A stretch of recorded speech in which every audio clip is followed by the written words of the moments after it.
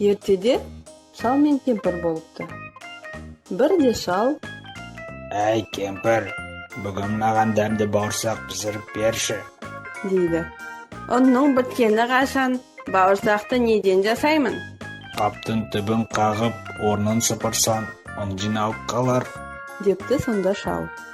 Кемпір қаптың түбін қағып, төгілгенін сыпырып, ұн жинайды. Оған қаймақ қосып, қамыр илейді.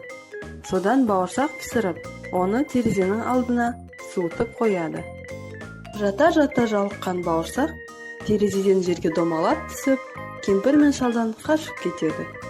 Домалап келе жатып ол қоянды кезіктіреді. Қоян бауырсаққа: «Бауырсақ, мен сені жеймін», дейді. «Жоқ, мені жеме, мен саған өлең айтып берейін. Апамнан да қаштым, атамнан да қаштым, сенен де қашып кетемін», деп бауырсақ домалай жөнеледі. Қоян аң-таң болып жолда қалады. Бауырсақ орманда домалап келе жатса, алдынан сұр қасқыр шыға келеді де: «Бауырсақ, мен сені жеймін», дейді.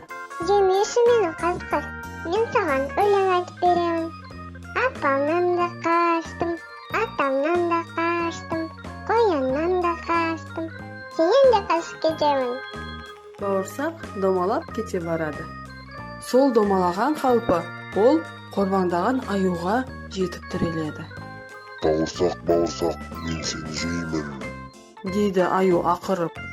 «Тоқтай тұр, аю, одан да менің әнімді тыңда. Апамнан да қаштым, атамнан да қаштым, қояннан да қаштым, қасқырдан да қаштым, сенен де қашып кетемін», деп жолын жалғастырады. Осылайша бауырсақ аюдан да құтылады. Аңқау аю аузын ашып қала береді. Алаңсыз домалап келе жатқан бауырсақ енді қу түлкіні кезіктіреді. Бауырсақты көріп қуанып кеткен түлкі: «Бауырсақ, қандай сүйкімді едің? Мен сені жеймін», дейді қулана. «Жоқ, мені жеме, мен саған өлең айтып беремін.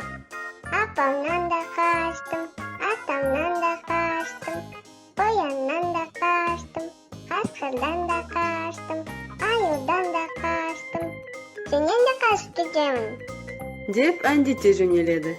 «Әнің жақсы екен», дейді қу түлкі. «Бірақ менің құлағым дұрыс естімейді. Тұмсығыма шығып, өлеңді қайта айтшы, жақсылап тыңдап алайын».